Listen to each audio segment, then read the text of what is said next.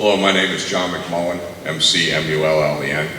Good evening, members of the Energy Facilities Sitting Board. Like I said, my name is John McMullen. I'm a business agent with the Plumbers and Pipefitters Local 51, representing about 1,200 skilled, trained, and state licensed members. I stand here in support of the proposed Clear River gas-fired power plant in Burrillville, Rhode Island. The need for energy in the Northeast has not yet diminished over the years, but has gotten greater.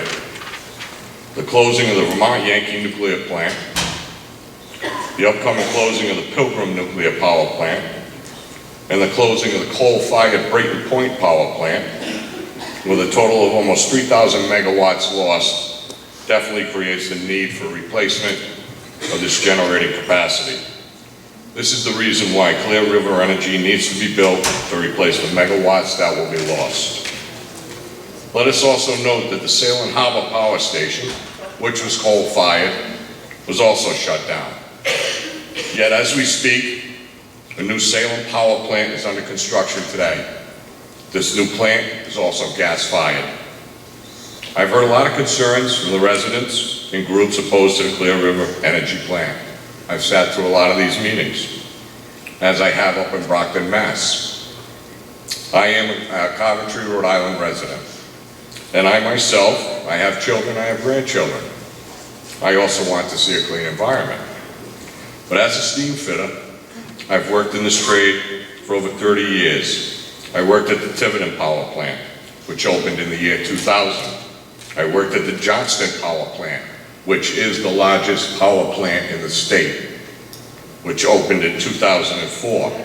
And I also worked at the Manchester Street Power Plant, or Manchester Street Station, which opened in 1995, which is directly, I think everyone knows, in the middle of Providence, Rhode Island. All of these facilities use natural gas as a fuel. And I am not aware, personally, of any health concerns, of any collapsed lungs due to these facilities operating over the past almost 20 years. So, these plants were built by members of the Rhode Island building trades, most highly skilled tradesmen in the area. I have also seen the building trades come to the forefront and support renewable energy projects, from the installation of solar panels.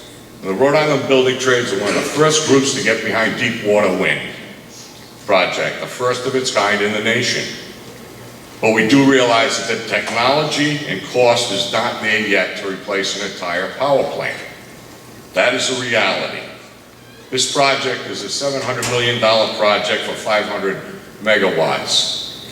The Deepwater Wind Project, which was just built offshore this past summer, has 6 windmills that cost $300 million for 30 megawatts. I mean, the enormous difference in cost. One last thing I'd like to talk about is a lot of these meetings we have discussed temporary jobs in the construction industry. 22 years ago, I became a widow. I had 2 daughters, 2.5 years old and 8 years old. That was rude. Thank you. These temporary jobs allowed me to keep a roof over my daughters' heads, put food on the table, and clothe my daughters. My point is, these temporary jobs allowed both of my daughters to go to attend our local colleges, and these temporary jobs allowed me to pay both state and federal taxes, helping out society, helping out pay for social programs for the residents of Rhode Island and this nation.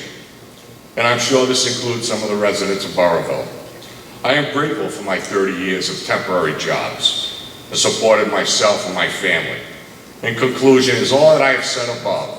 And that's why I stand here as a member of the Plumbers and Pipefitters Local 51, and I personally support this project. Thank you for your time.